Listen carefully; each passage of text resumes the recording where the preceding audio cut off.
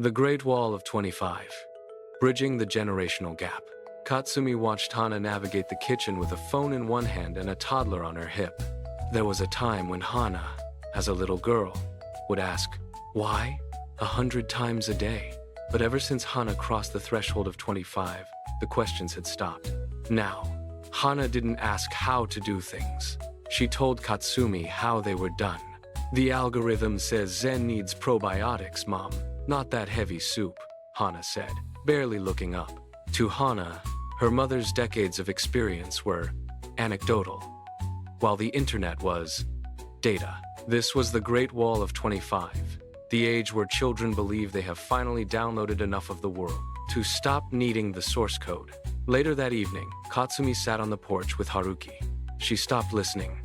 Katsumi sighed, watching the fireflies.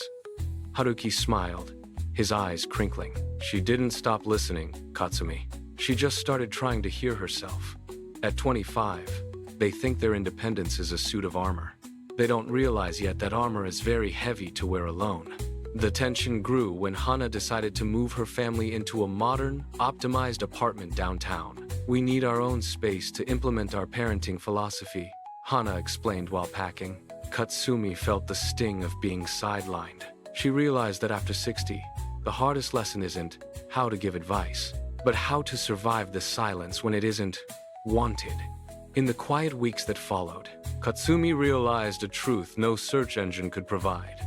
Children stop listening at 25 because they are terrified of being just children again. To acknowledge a parent's wisdom feels like a retreat into helplessness. She understood now that her silence was the most powerful gift she could give her daughter's growing confidence. But the digital world has no hands to catch you when you trip. Across town, the optimized life was crumbling.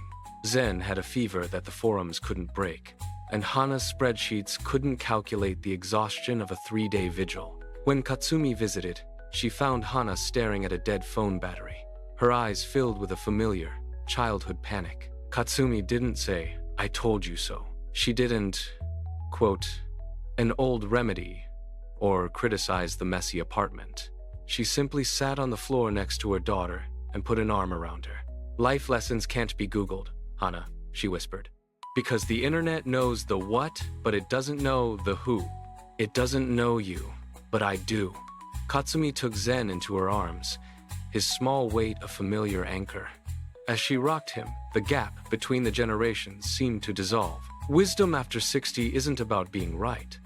It's about being there. It's about knowing that the bridge isn't built of words and instructions, but of the quiet, steady presence that remains when the data fails.